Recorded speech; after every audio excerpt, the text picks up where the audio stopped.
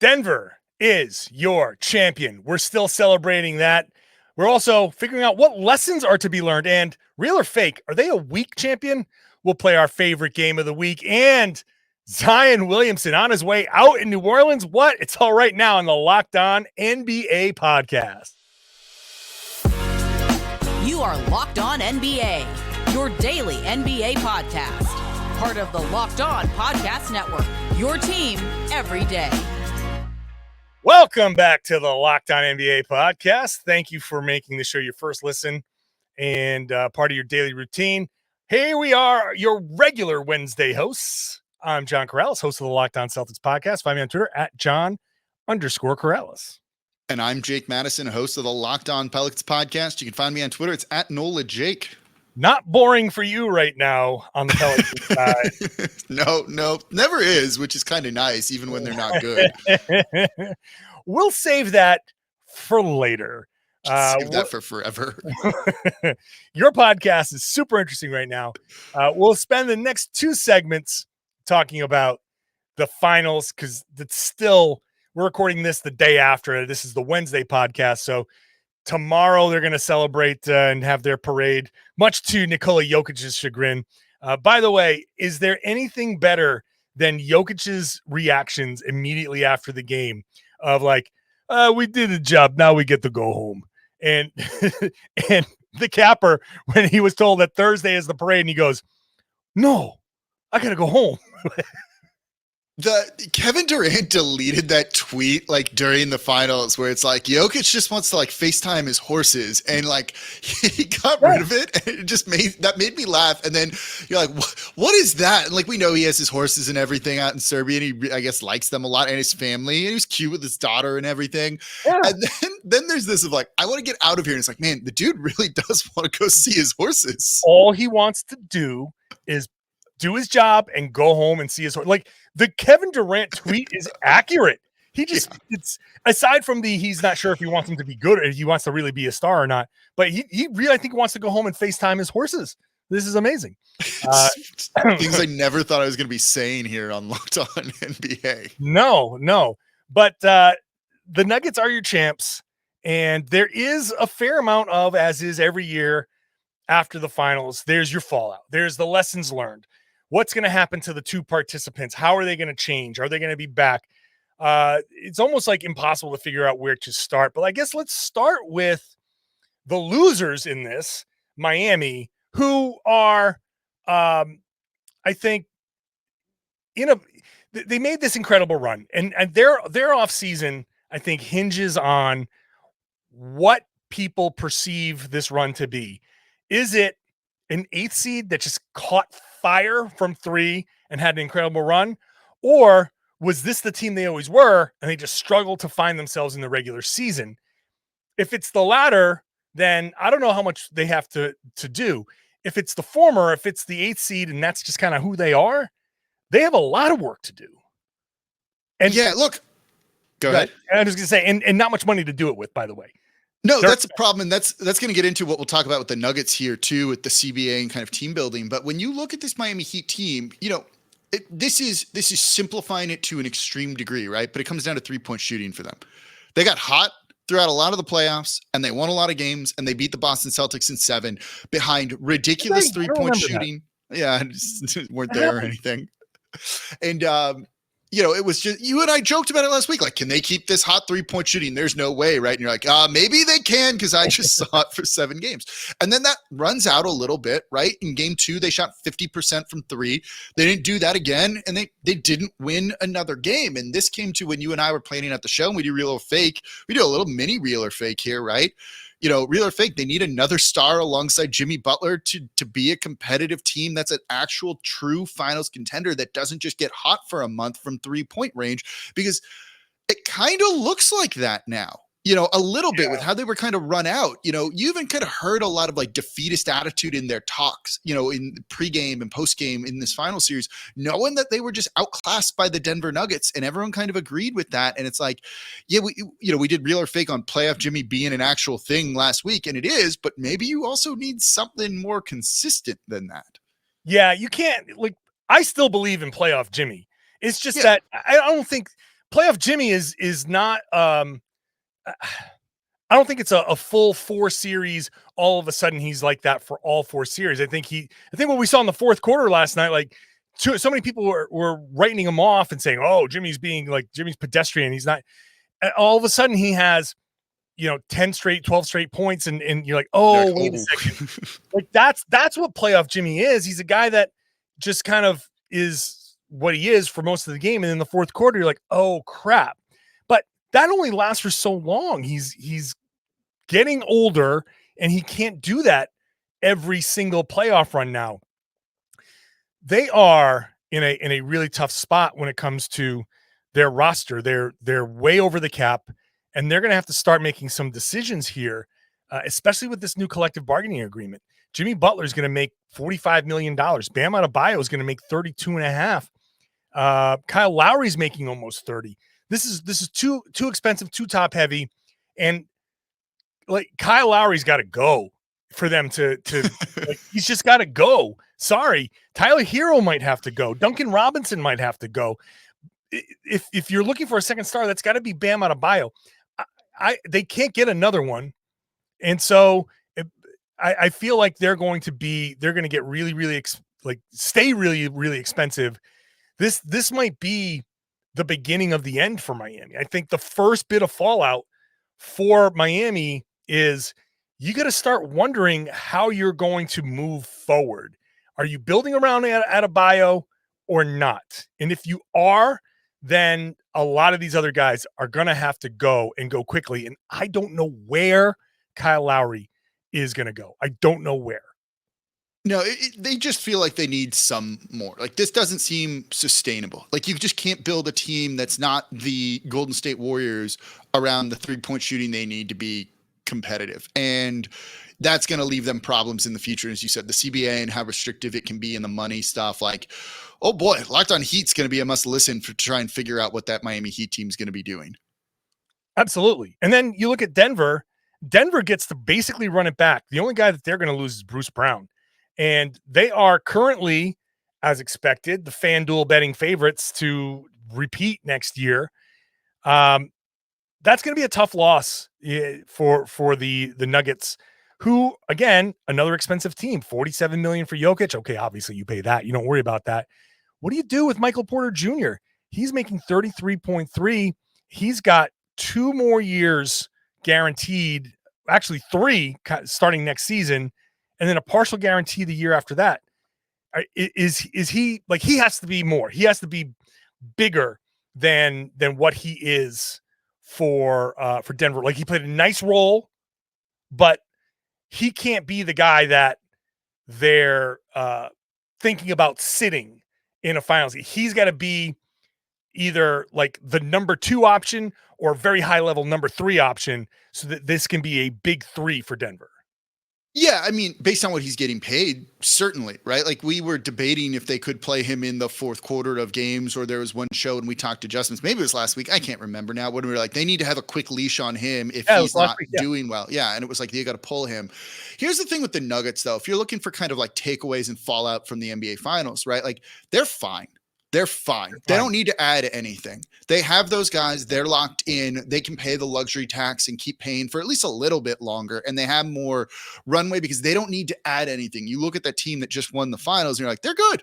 They're real good. And Jokic will take you and cover up a lot of kind of the glaring holes. And the other thing with that is they're trying to get better. They're going to lose Bruce Brown, but they just had that traded with the Oklahoma City Thunder to add more picks, to try and get things to be able to add picks for the future, to kind of build through this team through the draft, which is how they've gotten to this point. So you see them doing what they're doing, and there's no way a team that's kind of had this, I don't know, organic success, and they've done this, right? And they all talked about how the team chemistry was important to this finals run. The familiarity with one another was important to this final run. And you look at them and maybe they become an example for teams to not just try and trade for players and kind of build it up from there, right? They could have blown that Nuggets team up multiple times. Malone missed the playoffs the first 3 seasons he was their head coach. With the injuries to Murray and Michael Porter Jr., you could have argued 2-3 years ago, they got bounced out in the first round last year to blow it up, and they didn't. So I wonder if it's going to make it kind of change like a team building approach, but they don't need to do anything. Like, they're good. You need guys to play better and earn their money, certainly, though. Yes, absolutely. But they are obviously they are good, and they'll try to find a way. They'll try to find a way to replace Bruce Brown. But maybe you don't. Maybe Christian Brown comes in and is that guy, right? Like, he's a second-year player, and he can be that guy. So you might just have your improvement right there on the bench, and or slide him in, and you just, hey, let's run it back. You got everybody under contract. It's not, you're not in the super tax yet. So let's go. Let's roll. I will say, I feel like the new collective bargaining agreement is going to force the league to kind of be copycats of the Denver Nuggets. Like people talk about like, oh, you always copy the champion. I think this is the formula moving forward, and it's going to be even more restrictive moving forward, but this is going to be how you do it. You're going to have to find those guys at the end. You're going to have to find that first round pick. You're going to have to find that draft pick. You're going to find a KCP, a role player. You're going to find some homegrown talent and hope that you are hitting on a superstar at some point somewhere. And this is going to be it. This is going to be how teams are built moving forward. I don't think you're wrong on that. I think it's going to be tough for any team going forward to have three guys making $30+ million.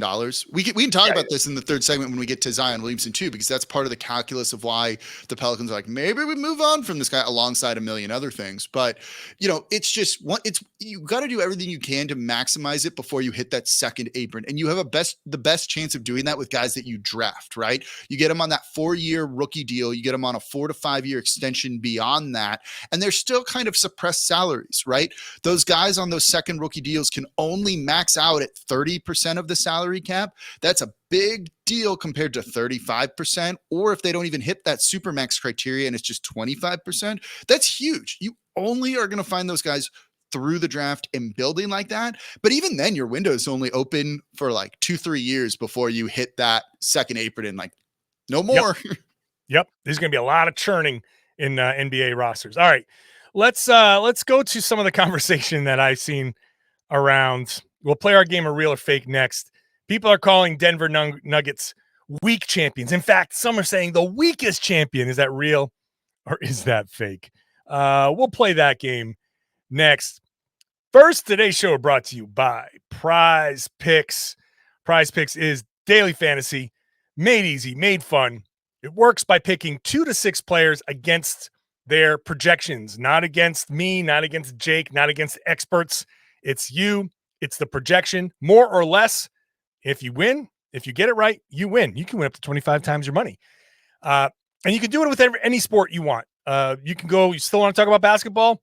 WNBA is there.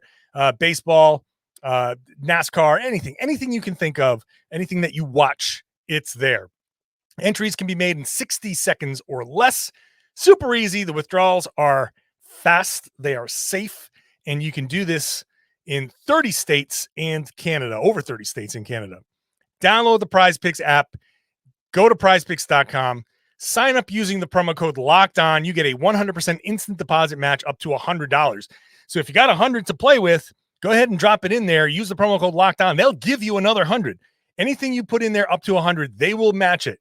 You got to use the promo code at sign up for that instant deposit match up to $100. I want to thank you for making Locked On NBA your first listen every day.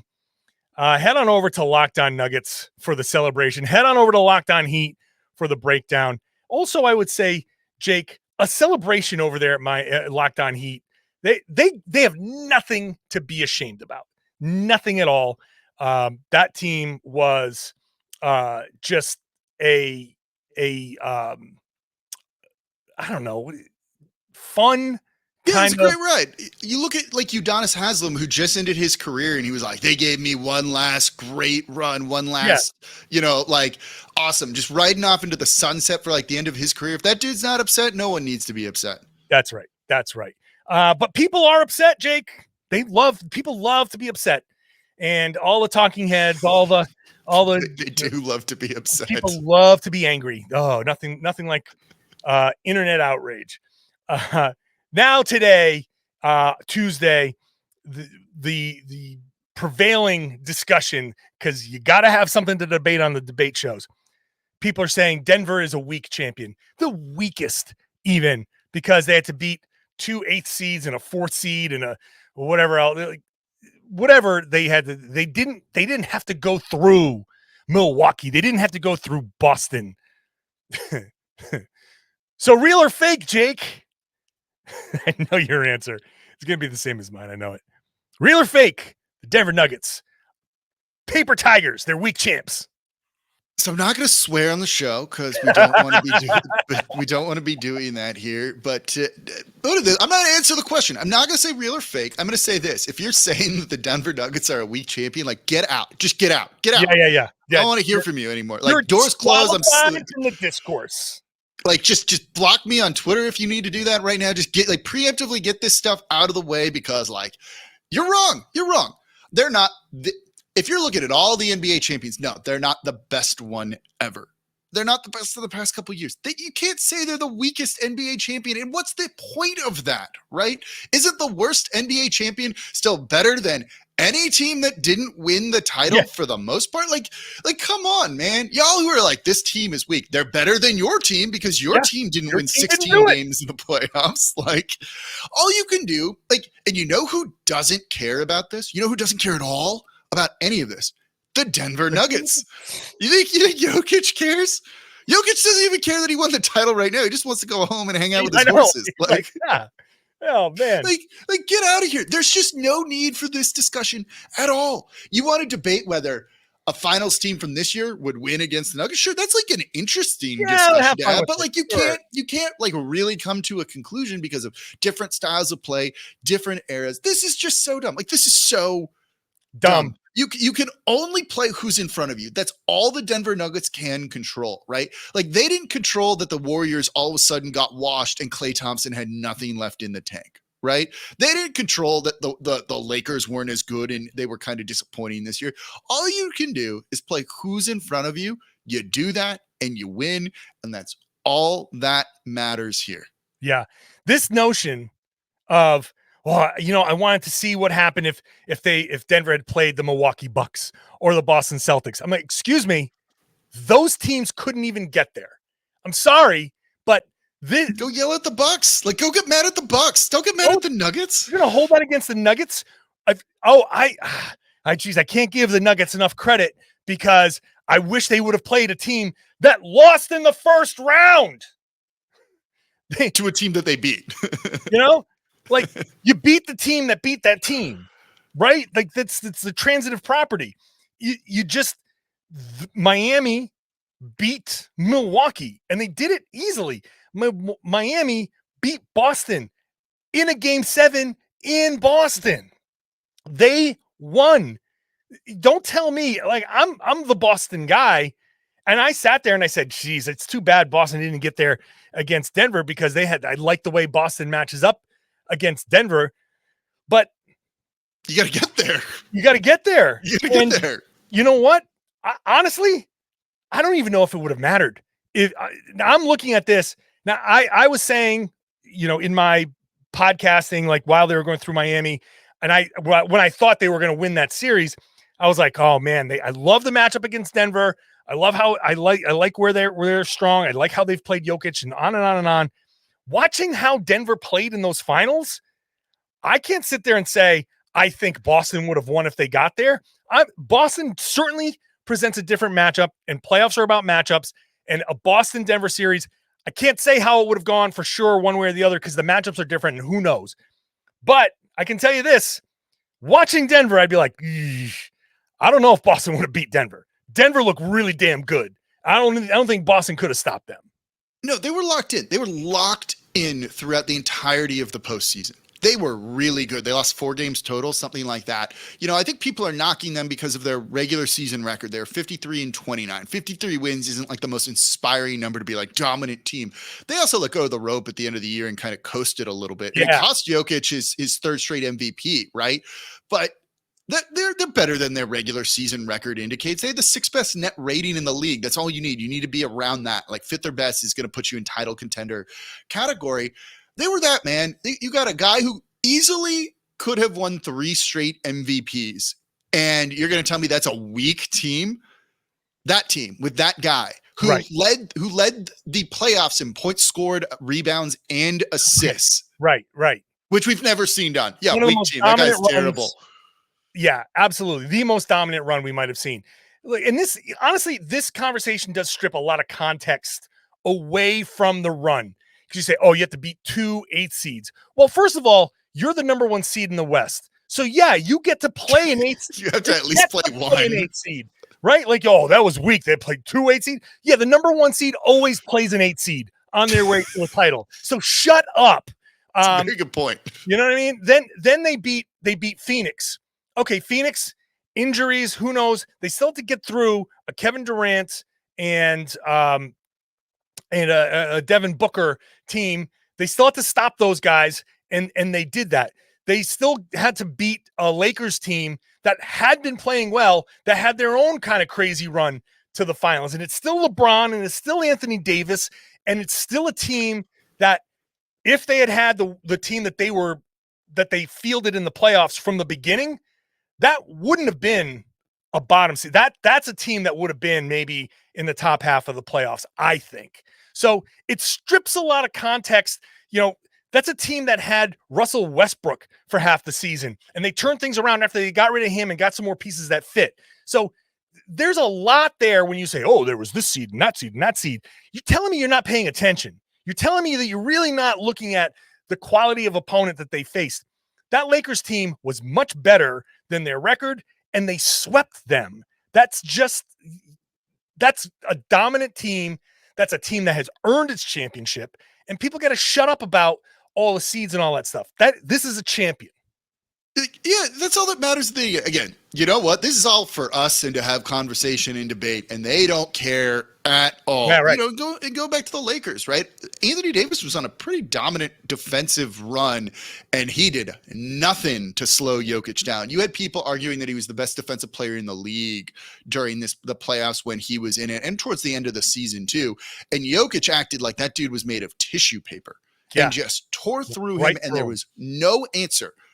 Like, when you look at something like that, you're like, oh, wait, maybe they're really good because their best player's really good. And that's the most important thing. Yeah. Jokic was a dominant force, and the absolute best player in the playoffs and the best player in the NBA this year. He got the MVP that mattered. We'll just say that. All right. That's the finals talk again. Locked On Nuggets, Locked On Heat have you covered very in depth. So check them out. Up next, Jake. Need a second to get some text messages that I sent to you a week ago up here. Okay, I'm gonna let Jake take a breath. I'm gonna say thank you for making Locked On NBA your first listen every day. Locked On NBA Big Board. We're shifting our focus to the draft. Check out Locked On NBA Big Board. That's gonna get you. You need to do a crash course like I do. For draft time. Guess who's loading up a bunch of big board podcasts for my dog walking and all of that. That's what I'm going to be doing. So you should do the same. All right, Jake, you ready? Yep. Let's do it. Zion Williamson has been an active young man and has gotten into some things that, hey, personally, whatever. That's your thing, whatever. But it has now reached social media, and the scandals with his personal life, we'll say, has kind of grown a little weary in New Orleans. Jake, you are the host of the Locked On Pelicans podcast. You are very plugged in with the Pelicans. What say you about New Orleans' desire or their feeling of, hey, maybe we should look into trading this dude? Yeah, this comes from the report from Shams yesterday, where he said the Pelicans were aggressively trying to trade up to the 2nd or 3rd overall pick with kind of Scoot. It's not the 2nd or 3rd overall pick. They're looking to potentially trade for Scoot Henderson, and that's what they're looking to do. It's less about the pick number and wherever he's going to be available. It's going to be one of Charlotte or Portland. You're not going to get up to 2 or 3 by packaging guys like Trey Murphy, Jose Alvarado, and Herb Jones, the 14th pick, and other future picks. Like, that's not going to happen. So you need to move a big name piece, either Brandon Ingram or maybe, depending more appealingly, Zion Williamson. Last week, this was Wednesday at my time, 11:59 a.m. You texted me. This is a week ago. What an off season for you. And after a couple of text messages that we cannot repeat out here, and I'm not going to do that, I said, I think they may legitimately look to trade him over this. And you said, really? With 3 exclamation points. Yeah. And I said, yeah, they love Scoot. And I think this team is just a little bit sick of just it always being something with Zion Williamson. And to a lesser extent, it always being something with Brandon Ingram, too. I think both of those guys could potentially be on the table. So it's a combination of 3 things, which applies a little bit, at least one of them, to a lot of the NBA and something that you and I were just talking about in the past 2 segments, and that's the collective bargaining agreement. One, they're a little bit sick of him always missing time or maybe not being the most mature player despite all of the incredible talent that he has.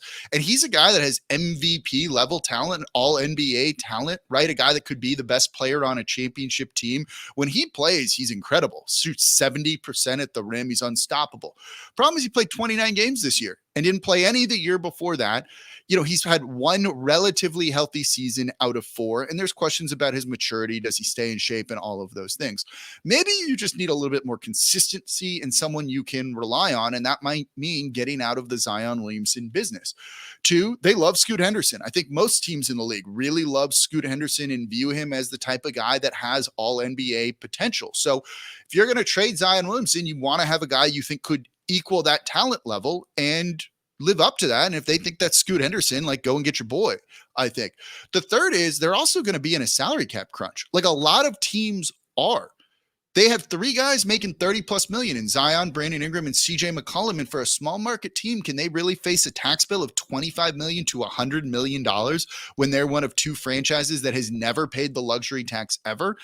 I'm not sure. And so that means their window, and we got an anonymous report on this saying there's no way they keep this core beyond 2 seasons from now, that maybe they're just forced to blow it up just due to the financials and due to the collective bargaining agreement. So if you know you've got to blow it up, it's better to do that sooner rather than later. It's better to trade a guy when he has 5 years left on his deal than when he has 1. And in the case of Brandon Ingram, it's better to trade him when he has 2 years as opposed to 1. And so you want to do this sooner rather than later. And then there's also no guarantee that there's going to be a guy you like in next year's draft. So if this is the dude you want, these are the moves you potentially have to make. So there's things kind of aligning for this. I don't know if it's going to happen. I'd say the odds are greatly that it will not happen, but It's not like they're not thinking about it at the very least. I'm going to say that this is, and I'm just from the outside perspective, I'm going to say that this is more an opening kind of salvo to Zion. It is. Hey, buddy, get your act together, because you've come into this league thinking that you're God. And when you're on the floor, however infrequently, you do play like one, and it's an absolute force of nature. And he can be the guy that changes everything for the Pelicans. But if this type of stuff, his personal life is going to be this messy and this public, and it's going to be in a small city, like New Orleans probably doesn't care about anything. Like New Orleans is the city that probably doesn't care about any of this personal life stuff. They're like, yeah, whatever. It's part of why I love New Orleans. They're just so fun and casual about all this stuff. But there's still like the franchise, the NBA, there's still this like, hey, we'd like to keep some of this stuff buttoned up and not have this be out there like this. So it's not that I think that they're actively looking to trade him. I think they're just letting Zion's camp know you don't get out of this without repercussions. You don't play, and now you get all this. There's always going to be a price to pay, and we do have this in our bag somewhere. You want to play somewhere else? How's Portland for you? Like that could be a warning shot of sorts. Yeah, no, I think that's part of it too. I think that's a big part of it. Notice some of the language Shams used when he was talking about how the Pelicans view a guy like Scoot Henderson, and that's that they view him as like a culture building piece. Like that's definitely by design, and that is straight up a shot. There's no other way to read that other than as a shot of Zion Williamson of like, act more mature, be a professional basketball player, and do the things that you need to do because you haven't been that. And we view this other guy as a guy that can do that. And I don't know if that's going to send warning bells off to Zion Williamson. He might not care, but it's certainly a shot at him with that. The other thing is they're still catering to Zion Williamson. They're changing over and restructuring the player performance and care department. Aaron Nelson came over from the Phoenix Suns. That was a major hire for New Orleans. He's kind of venerated in NBA circles, and they're more or less getting rid of him because Zion doesn't particularly like him, let's say. You don't do that unless you still want to have Zion Williamson on your team, right? Like, so when you look at all of those things, that's why I say a trade's not likely.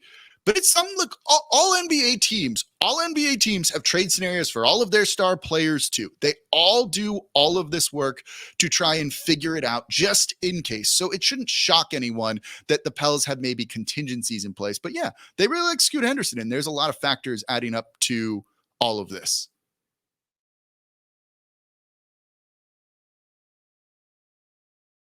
Whoop, there we are. Sorry, I have some technical difficulties happening here on my end. All right, but yes, I think that I'd be surprised if Zion is dealt. But he does need a wake-up call. He definitely needs a wake-up call. In his maturity and all of that stuff, like he needs to grow up a little bit. It might not be such a bad thing for him to get a little bit of a scare and to have a little bit of a public embarrassment to, like, okay, I got to clean myself up. You got to hit that spot to get to that next level. Okay. We'll see what happens with Zion. I hope it works out and I hope he stays healthy because he's such an amazing player to watch. And it would suck for New Orleans to have hit this lottery with him after the Anthony Davis trade and to have nothing come out of it. Like that would be a shame. Especially because I want Celtics Pelicans in the finals, and I want to spend a finals week in New Orleans celebrating over there, which would be fun. So we'd have so much fun. That'd be dangerous. It would be dangerous. It would be dangerous. Not gonna rule out me needing my own wake up call after something like that. You never know. New Orleans should have the whatever happens in New Orleans stays in New Orleans. It's unwritten rule. Don't need to say it out loud. I love New Orleans. It's a fun place. Jake, fun show here. I think it's a good place to end it. So I want to say thank you to everybody for watching, for listening. You everydayers who are here Monday through Friday. Love you guys.